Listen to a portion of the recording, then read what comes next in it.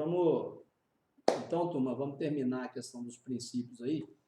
A gente falava aqui na segunda parte da nossa aula sobre a questão do ônus da prova, né? E aí eu explicava para os senhores que a figura da inversão do ônus da prova no processo do trabalho, ela está ligada à aptidão para a prova, e não pelo simples fato do reclamante ser parte hipossuficiente, né? Não é porque o empregado é a parte fraca que haverá a figura de inversão do ônus da prova. Portanto, não é igual no Código de Defesa do Consumidor, é aquilo que a gente falava lá. O que o juiz vai observar é a aptidão para a produção da prova, de acordo com o artigo 818, regra geral é quem alega, prova, né? A prova das alegações incumbe a parte que fizer. E aí a gente falou também que aplica aquela regra de que o autor tem que provar os fatos constitutivos do seu direito, o réu, os fatos impeditivos, né? Extintivos ou modificativos do direito do autor, né? E aí nós falamos o seguinte, que é possível que o juiz trabalhista, fazendo a análise do caso concreto, defina pela aptidão para realizar a prova de uma determinada parte, em detrimento da outra. Dei o exemplo aqui do cartão de ponto, a empresa tem mais de 20 empregados, pedido de demissão por escrito, né? Fato que gera justa causa, entre outros tantos, correto? Então, senhores, vamos lá. Alguma pergunta aí sobre essa questão do ônus da prova? Alguém quer fazer alguma consideração? Alguém quer fazer alguma pergunta aí? Estou vendo a Carla aqui, que não estava vendo antes, né? O resto todo mundo continua. Estava não, professor. Não, inclusive, eu não estava te professor. vendo antes. Oi. Não, é porque eu realmente não estava online, não. Eu estava ainda no trabalho. Mas é uma questão aí do princípio do ônus da prova. Desculpa, o barulho da moto passando aqui. Que quando, por exemplo, é pedida perícia, né? E a perícia dá desfavorável, por exemplo, à empresa, né? Aí a gente, como empresa, é obrigada a arcar com esse valor da perícia, porque foi contrário. Porque foi contrário. Hoje, na Justiça do Trabalho, quando a empresa perde, ela paga mais do que o perito. Tá? Além de pagar as custas, ela paga o honorário de sucumbência também, né? Sim. Tenho visto. Certo? Certo. Vamos lá? Mais alguma coisa aí, senhores? Ô, professor. Oi. Agora é quem? É Daiane. Daiane. E aí, Daiane? Professor, só a respeito da aptidão.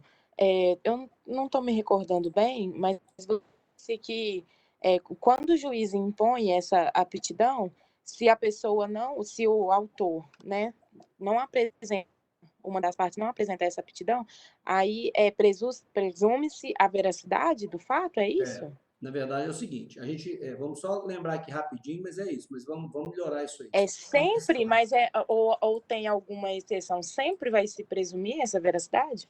Não, a exceção pode depender do caso concreto, né? Assim, especificamente um caso concreto, vamos dizer assim, particular e tal, pode ter uma situação distinta, né? Diferente. Tudo que a gente fala de princípio, Daiane, a gente fala de regra geral, né? Dentro de uma situação normal. É claro que se a gente se deparar com algum fato específico, assim, muito diferente daquilo que é regra, muito diferente daquilo que é normal, pode acontecer de ter um desfecho diferente. Eu estou tentando pensar alguma coisa aqui, de caso prático, para a gente tentar ilustrar o que você está falando aqui. Estou tentando puxar na minha memória aqui, vamos ver se eu lembro. Mas, enfim, vamos pegar uma situação assim com relação a essa questão da observação, né, da aptidão do ônus da prova, quando o juiz verifica essa figura da aptidão do ônus da prova. Por exemplo, imagina uma empresa de transporte. Não sei se os senhores têm um conhecimento mais profundo na área de transporte, mas os senhores já sabem, porque já aprenderam direito material, a lei do motorista, né? A lei dos motoristas. Oi? Logo transporte. Eu não entendi, desculpa. Vai, oi. Como é que é? Logo transporte. Por quê? Transporte é ruim? Não, é porque eu trabalho com isso. Mas transporte de carga? Rodoviário, intermunicipal? Não, de caminhão mesmo. É motorista, BRF. Pois é, mas é empresa de transporte? Você trabalha com isso? Sim, sim. Então, ótimo.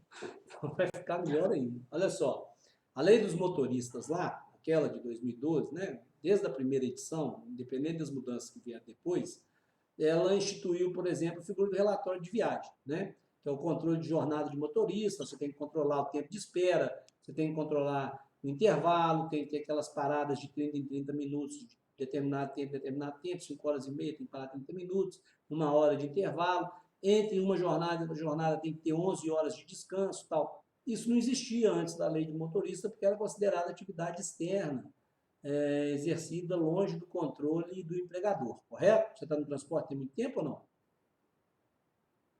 7 anos. 7? Isso. Então você já pegou com a lei nova, né? Você já pegou com controle de jornada, não é isso? Com relatório? Já. Antes não Sim. tinha, tá? Você deve saber, mas antes não tinha. Enfim. Então vamos pegar esse exemplo aqui. Vamos supor que o empregado, então, entra com uma ação na justiça contra a transportadora e pede hora extra, ok? E aí ele vai alegar lá que ele fazia viagens de 12 horas, 13 horas, 14 horas por dia, que ele não tinha intervalo, não sei o quê, não sei o quê. Regra geral, essas papeletas ficam com o motorista. Então, imagina que o motorista tenha lá tirado um xerox preenchido diferente daquilo que ele preencheu para a empresa, né? Ou que não bata com o tacógrafo, etc, etc. E aí a empresa vai e simplesmente nega, faz a negativa daquela jornada e tal, e o juiz determina, então, que a empresa apresente, por exemplo, para a perícia, os discos de tacógrafo e também os relatórios de viagem, ok? Acompanhou o raciocínio? Ok. Sim. Vocês já tiveram caso lá desse tipo? Nossa, é o que mais tem todos os dias. Pois é. Aí o que acontece na prática? A empresa tem que apresentar. E se a empresa não apresentar, qual vai ser o desfecho disso? A gente paga tudo para eles. Entendeu? Aí vai presumir veracidade da jornada que ele alegou. Por quê? Porque se a lei te obriga a fazer o controle, se você não tem aquela planilha de controle, se você não tem o digitacógrafo, se você não tem os relatórios de viagem e o juiz determina que você apresente, você não apresentou, mas você negou que aquelas horas às vezes existissem, que aquela jornada existisse, presunção de veracidade e condenação. Outro exemplo, imagina que a empresa alegou lá que o empregado cometeu alguma falta grave, igual a gente falava aqui antes disso aqui com a Verônica, aqui, da questão da justa causa, né? Então, olha só, a empresa alegou lá que o empregado cometeu justa causa, impôs uma justa causa para o empregado, enquadrou o empregado lá em determinada linha lá do artigo 482, falou o seguinte, o empregado agiu com desídia, né? Ele agiu com desídia porque, num determinado procedimento da empresa, ele não fez um registro lá interno de algum ato que ele deveria fazer, ok? Aí o empregado vai à justiça, questiona a dispensa por justa causa e fala o seguinte, que aquilo era prática da empresa, que ninguém fazia aquele registro não existia, etc, etc, etc. Aí o juiz determina, então, que a empresa demonstre que aquele procedimento existia na empresa, estava previsto, por exemplo, no regimento interno, que havia um procedimento administrativo para poder fazer aquilo daquele jeito, que aquilo era uma prática. A empresa não faz. Qual vai ser a presunção? Que realmente aquilo não existe, que o empregado estava certo. Entendeu o que eu estou querendo dizer? Agora, a regra é essa. O que pode acontecer são casos específicos, mas aí seria realmente muito específico. Por quê? Porque a regra é assim. Se você tem que produzir uma determinada prova e você se exime e você não produz essa prova ou se nega, tá certo? A facilitar, vamos dizer assim, a produção dessa prova no processo, se nega a apresentá-la no processo, a pena processual, a consequência processual para isso é a presunção de veracidade. Entendeu? É mais ou menos aquilo que fala lá o CPC, aquele artigo 400, quando você pede, artigo 400 CPC, quando você pede a exibição de documento e a parte se nega a exibir o documento.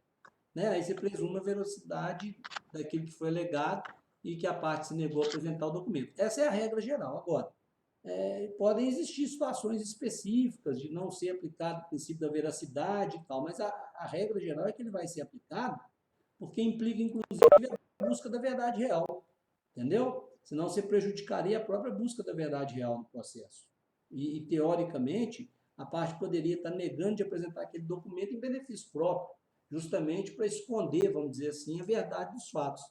Então, a consequência normalmente aplicada é a presunção de veracidade. Mas não quer dizer que 100% às vezes vai ser, e é sempre e tal, mas é o que normalmente, rotineiramente acontece, entendeu ou não? Entendi, perfeito. Ficou claro aí? Claro. Então vamos. Obrigada. Princípio da oralidade. Ó, esse princípio extremamente ativo no processo de trabalho. O princípio da oralidade é aquele que permite a prática dos atos verbais. Forte presença do debate nos atos processuais praticados. Isso é comum à Justiça do Trabalho. Quer ver? Atermação. O que é atermação? A parte pode ir à Justiça do Trabalho atermar, né? Falar oralmente a sua reclamação. Um funcionário da Justiça do Trabalho, então, reduz a termo, transcreve essas alegações, vira uma reclamação trabalhista. Em audiência, a reclamada pode deduzir a sua defesa no processo de forma oral. Chega lá na audiência, faz a defesa oralmente. Razões finais orais no processo de trabalho. Não se tem memorial, apresentação de memorial, alegação final, você pode até fazer por escrito, mas, regra geral, serão feitas de forma verbal. Procedimento sumaríssimo. Audiência una. Reclamada apresentou defesa. O juiz abre vista em audiência para que o autor reclamante, seu advogado, né, se for o caso, faça a impugnação ali, na hora, ó, verbalmente, de forma oral. Sustentação no tribunal, estou com recurso, está lá no tribunal, vai ser julgado. Direito que você tem de ocupar a tribuna e fazer a sustentação oral. Então, observa, a oralidade é própria à figura da celeridade, da simplicidade de forma, extremamente presente no processo do trabalho. Outros princípios que refletem essa oralidade também, mas são princípios que são aplicáveis no processo trabalhista, o princípio da imediatidade. A imediatidade ela vai falar o seguinte, olha, o juízo do processo, ele precisa, é uma obrigação do juiz, ter contato com as partes. Ter contato significa dizer o seguinte, senhores, estar diretamente ligado à prática do ato processual, presenciar esses atos processuais. Por exemplo, o juiz tem que ter contato com as partes, tem que ter contato com os procuradores em audiência, é o juiz, em regra, que faz as perguntas. O advogado pergunta para o juiz pergunta, por exemplo, para a parte que está depondo. O advogado pergunta para o juiz pergunta, por exemplo, para a testemunha que está depondo. Né? O juiz ele tem a função de ele, propriamente, o próprio juiz, colher as provas do processo, analisar essas provas. Esse princípio aí tem a ver com o fato da experiência do juiz. O juiz está ali, está ouvindo a testemunha, está vendo se ela está nervosa ou não, né? Consegue ver se a pessoa está falando verdade ou mentira, se ela está titubeando nas respostas, se ela está com segurança, se ela está com nervosismo.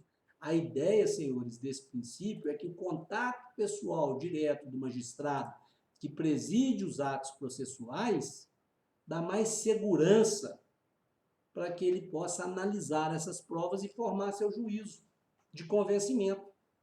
Né? Ele vendo o que está acontecendo, ele observando a postura das partes, das testemunhas, ele estando presente à colheita das provas, ele vai ter uma segurança melhor de formar o convencimento dele. Outro princípio ligado a isso, da identidade física do juiz. Identidade física. Ó, aquele juiz que presidiu os atos processuais deve ser o mesmo juiz que vai dar sentença. Por quê? Porque ele que colheu as provas, nós acabamos de falar, ele é que teve contato com as partes, ele é que conseguiu abstrair dali, né, se o comportamento da parte estava coerente ou não, se ela estava nervosa, se mentiu, se as respostas foram ensaiadinhas ou não. Ele pressiona, ele pergunta, ele questiona. É comum, por exemplo, numa audiência trabalhista, você vê juízes questionar as partes sobre depoimento. Ah, você tinha horário de almoço? Não. Fazia hora extra? Fazia. Começar a trabalhar aqui, ó, 7 horas da manhã, aqui, ó, às 9, 10 horas da noite, e não almoçava. Não, comia nada. Aí então, ficar de 7 da manhã às 9 horas da noite, sem parar para comer, sem parar para... ficava. Isso de que dia? De dia? De segunda a segunda. Ah, não tinha folga, não. Não tinha não. Não podia parar para trabalhar. Não. Trabalhava todinho. Aí o juiz pressiona a testemunha. É comum a gente ver isso na Justiça do Trabalho. Por quê? O juiz sabe que uma hora a pessoa vai parar, que ela vai no banheiro, alguma coisa ela vai comer, né? Tem gente que exagera. Então, a ideia, senhores, desses dois princípios, tanto da imediatidade como da identidade física do juiz, é permitir que o convencimento de quem julga o processo seja formado com base naquilo que ele presenciou, né? E que isso que ele presenciou tenha reflexo na hora dele julgar, na hora dele dar a sentença. Perfeito? Ficou claro até aqui? Estamos caminhando bem? Sim? Beleza. Princípio da concentração. Processo de trabalho extremamente presente.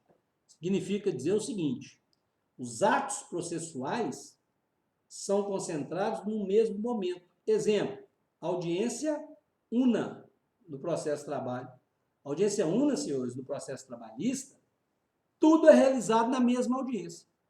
O juiz abre a audiência, tem acordo? Não. Colhe a defesa. Dá vista da defesa para o reclamante, por seu advogado, né, obviamente, se ele não estiver sozinho, se tiver ele mesmo.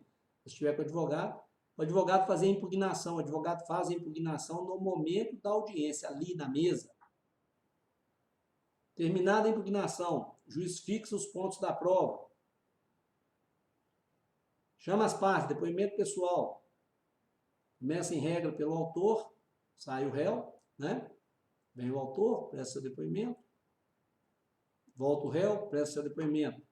Oitiva de testemunha, houve testemunho do autor, houve testemunho do reclamado.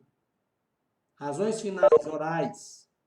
Encerra a audiência. Tem juiz que, quando o processo é mais simples, menos complexo, ainda dá a sentença em audiência. O processo é mais simples, ele faz ali a prática processual toda da instrução e julga o processo, né? Então, a ideia da concentração dos atos é isso. A maior unificação possível dos procedimentos, de forma que os atos aconteçam uns após o outro, né? Mas, de preferência, no mesmo momento, numa mesma oportunidade. Exemplo disso é a audiência una no nosso processo trabalhista. Beleza? Princípio da irrecorribilidade das decisões interlocutórias. Esse aqui, senhores, eu queria chamar a atenção dos senhores sobre esse princípio. Princípio extremamente importante. Olha só, turma. Quando eu falo em irrecorribilidade das decisões interlocutórias, eu estou dizendo sobre o princípio da irrecorribilidade imediata das decisões interlocutórias no processo de trabalho. Vamos lembrar o que é decisão interlocutória. É aquela decisão que tem conteúdo decisório, mas que efetivamente não põe fim ao processo. Ela não é terminativa, não julga o processo sem mérito, né? Não é julgamento sem mérito, extinção sem julgamento do mérito, não é. Nem é definitiva, não julga o processo com análise de mérito. Mas ela tem algum conteúdo decisório importante para o processo. Por exemplo, o indeferimento de uma perícia. Pegando aquele exemplo lá que a Carla falou. Você pediu uma perícia de insalubridade, o juiz pega e indefere. É uma decisão interlocutória. Isso põe fim ao processo? Não. O processo não vai acabar. Mas essa decisão interlocutória tem conteúdo decisório importante para o fechamento do processo. Porque se a matéria é técnica, como é que eu vou provar matéria técnica sem perícia? Nessa hipótese, quando isso acontece no processo de trabalho, cabe registro de protestos. No processo do trabalho, não existe recurso típico para decisão interlocutória. Professor, e o agravo de instrumento? Bem lembrado. O agravo de instrumento existe no processo de trabalho? A resposta é sim. Mas não tem o agravo de instrumento aquela finalidade de atacar decisão interlocutória. No processo de trabalho, o agravo de instrumento é para destrancar recurso. Outra coisa. Nós vamos estudar ele aqui. É para destrancar recurso. Você entrou com o recurso, se o recurso não foi admitido, você quer destrancar, fazer com que o recurso suba, agravo de instrumento. Então, quando eu tenho uma decisão interlocutória, o juiz deu um despacho. Nesse despacho tem uma decisão interlocutória. Faz uma petição, pede para registrar os seus protestos. Você está em audiência, pediu a oitiva de uma testemunha. O juiz diz, doutor, vou indeferir. Entendo que é desnecessário ouvir essa testemunha. Você vai pedir, então, excelência, consta em ata os meus protestos. Quero que o senhor registre aí os protestos pelo indeferimento da testemunha. No momento oportuno, depois da aprovação da sentença, quando você fizer o seu recurso, se for o caso, você vai fundamentar aquele protesto. E em sede de recurso, você vai fazer o requerimento que entender necessário para o tribunal sobre aquele fato. Por exemplo, quando o juiz indeferiu a minha perícia requerida, ele impediu a realização da prova técnica. Na sentença, ele indeferiu o pedido de adicional de salubridade. Claro, ele não deixou fazer prova, porque quem prova a salubridade é a perícia. Ele indefere a perícia, cerceia o direito de defesa, cerceia, né, o direito à prova, gera nulidade processual. Então, você vai pedir ao tribunal que anule o processo, determine o retorno do processo para a primeira instância, que ele volte para a origem, cassando aquela sentença, e que seja realizada, o tribunal determine ao juiz que realize aquela perícia de salubridade, para poder fazer a prova técnica. Para isso que serve o protesto, né? Você vai fundamentá-lo e vai fazer o requerimento necessário quando, né, do momento processual oportuno. Então, senhores, no processo de trabalho, existe agravo de instrumento, mas não aquela finalidade do processo civil. É diferente. Ok? Professor. Quem é? Cristiane. Quando você fala essa questão assim, com relação à fundamentação que excede de recurso, não é algo tão longínquo como no processo civil, né? Que quando sim, você fala, no recurso, eu já estou lá no processo civil, né, ligando os fatos, eu fico assim, nossa senhora, tem que esperar pra caramba. É mais rápido, né? Quando você coloca bem mais rápido. Isso é mais rápido. Agora, o momento oportuno, o momento processual oportuno, será o recurso. Veja bem. Olha só. Teve a sua sentença, como eu dei o exemplo. E aí o juiz indeferiu o seu adicional de salubridade. Indeferiu porque não teve prova. Mas não teve prova porque ele negou a perícia, né? É caso de nulidade. Ok? Cerceio de direitos, cerceia a defesa, cerceia a produção da prova e tal. Então, você vai fazer o seu recurso ordinário e vai dizer o seguinte, a sentença indeferiu o pedido de adicional de insalubridade. Mas indeferiu por quê? Alegando que não existia prova. Só que foi requerida a produção da prova, que era pericial. E o juiz indeferiu o pedido. E nós registramos o protesto. Quando o indeferimento, está lá. Foi requerido o registro dos protestos. Então, o que a gente pede ao tribunal? Que o tribunal conheça dos protestos, que dê provimento ao recurso, em prejudicial de mérito, porque aí não é mérito, ok? Porque é nulidade. Você vai arguir a nulidade. Em razão de que há uma nulidade no processo, que é o cerceio de defesa praticado pelo juiz que indeferiu a perícia. Então, aquela sentença é nula, você vai pedir para que ela seja anulada, para que o processo retorne à primeira instância, volte para a origem, e que o tribunal determine a realização daquela perícia. E que depois da perícia, o juiz proceda a novo julgamento da questão. Para isso serve o protesto. Seria a mesma história da audiência. O juiz indeferiu sua testemunha, pede os protestos. Ele vai dar a sentença. Aí vai falar que você não provou hora extra, por exemplo. Aí você vai fazer um recurso ordinário no tribunal e vai dizer, sabe por que nós não provamos? Porque a testemunha que provou, ele indeferiu. Nós requeremos ouvir a testemunha falando de tal. Ele indeferiu. Registramos o protesto. Estamos pedindo ao tribunal, anule a sentença. Determine que o processo retorne, seja realizada nova instrução coitiva dessa testemunha que o juiz indeferiu. Por quê? cerceou o direito de defesa do reclamante. Nesse sentido. Entendeu? Mas é um momento mais perto, ou pelo menos não tão longe quanto o processo civil. Quem mais ia perguntar? Eu, professor. Verônica. A minha pergunta é até bem parecida com a da Cristiane. Essa fundamentação do protesto, então, vai ser dentro do recurso que vai ser proferido contra a sentença, né? Isso Olha mesmo. só, é isso aí. Em regra, Verônica, o registro é só dos protestos. Há situações em que a gente requer que sejam registrados os processos e os protestos e pede para fundamentar. Mas não é todo juiz que deixa fundamentar, porque a lei não prevê essa fundamentação. A lei prevê somente o registro dos protestos.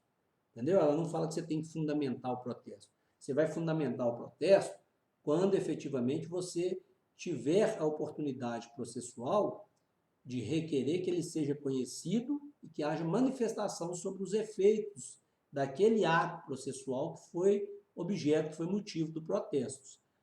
A ideia, em razão da simplicidade e da celeridade, simplicidade de formas, né, e celeridade processual, é que o fato do juiz, por exemplo, não permitir a oitiva de testemunha não significa dizer que ele não tenha outros elementos no processo que permitam a ele deferir o pedido.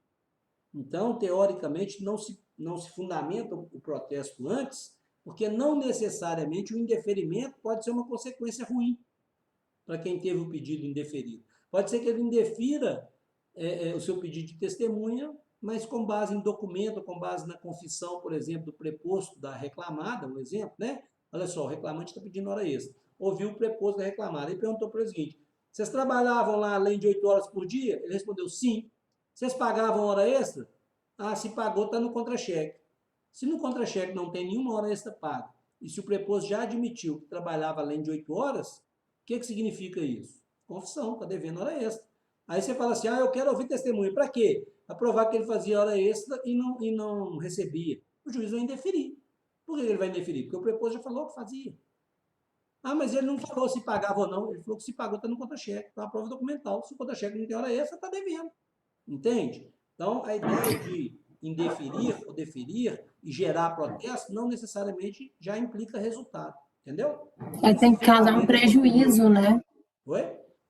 Tem que causar um prejuízo também para a parte. Exatamente. Porque senão a Beleza. nulidade não vai ser nem declarada. Se não tiver prejuízo, nem tem que declarar a nulidade. Exatamente isso. Perfeito, senhores? Por fim, senhores, o último princípio é o princípio da lealdade processual. Olha, principalmente após a figura da reforma trabalhista, a ideia de que as partes têm que se portar no processo com boa-fé está muito em alta no processo de trabalho.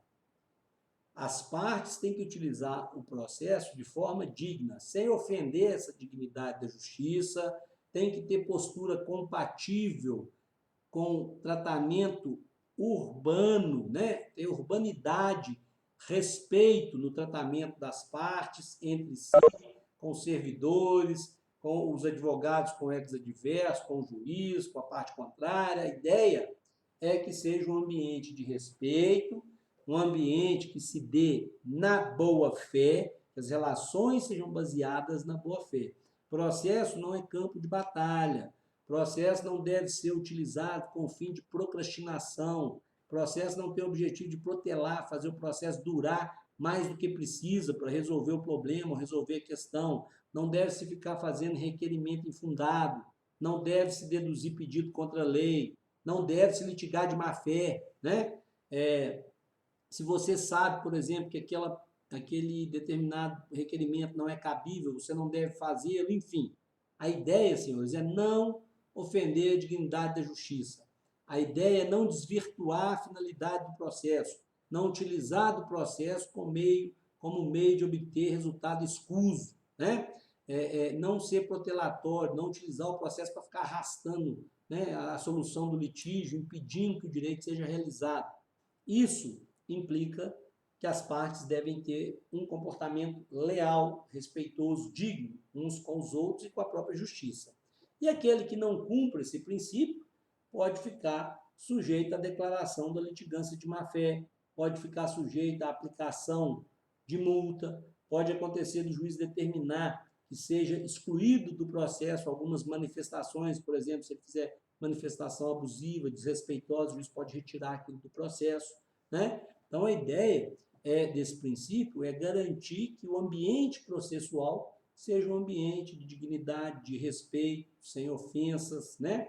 E que as partes tenham respeito, tratamento com urbanidade e que não desvirtuem o objetivo do processo de alcançar a solução rápida, menos onerosa do litígio. Perfeito? Claro? Senhores, alguma dúvida, alguma pergunta? Alguém quer fazer algum comentário? Alguma coisa específica aí sobre o nosso conteúdo de hoje? Nada? Senhores, então... Tá, fiz as anotações aqui. Hã? Já fiz as anotações aqui de todo, né, cada um dos princípios. Peguei o que falou e coloquei. Até quase invadiu da tela aí. Muito bem, depois você passa para a turma, viu? Beleza, senhores, então, mais uma vez eu vou agradecer aí a presença dos senhores, em especial, eu vou registrar aqui meu agradecimento ao Jamil, a Verônica, a Cristiele, a Ana Cristina, a Ana Paula, a Carla, a Janaína, o Zé Carlos, ao Marcos Carvalho, a Maria do Socorro, especialmente pelo fato de terem ficado com a câmera, né, a câmera ligada durante a aula. Sei que tem aluno aí que deve ter seus motivos para não abrir a câmera, mas, senhores, saibam, para o professor ver os senhores, estar, né, com esse contato visual com os alunos, a aula é outra, a motivação é outra, né? A forma da gente interagir é totalmente diferente. Então, particularmente, agradeço a presença de todos os senhores, mas em especial desses alunos que permitem a gente ter esse contato, né, e dividir aí essa visualização. Saibam que isso para o professor é muito importante, para a qualidade da aula é muito importante, né? É uma forma da gente estar perto, como se fosse em sala de aula. Então, eu queria, de fato, agradecer aos senhores, dizer que os senhores pedir aos senhores que fiquem atentos àquela questão dos grupos lá, para a gente fechar logo esse negócio da VA. Amanhã a gente deve estar começando as postagens lá no canal e no Sistema Faculdade. Fiquem de olho também, se tiverem dúvida pode falar. E, se Deus quiser, na terça-feira, né, vocês deram tanta sorte que o feriado é segunda. Olha que beleza. Nem vamos perder aula de processo de trabalho, né? Seu santo é forte, professor. Graças a Deus. Imagina, a gente ficar sem aula, a gente com esse tanto de conteúdo, não podemos perder aula nenhuma. Então, graças a Deus, nossa aula é terça-feira, feriado é só segunda, né? Peço aos senhores aí que se cuidem. Lembrem-se que nosso objetivo agora é ficar vivo, tá certo? Vamos parar com essa bobagem de assistir aula na camisa do Atlético, viu, mano? Vamos todo mundo ver o tipo de conferência, tá bom? Obrigado, beijo para vocês, com Deus. Um abraço, professor. Até a próxima. Se Deus quiser. Ah? Tchau a todos. Boa noite, todo mundo aí. Tchau, pessoal.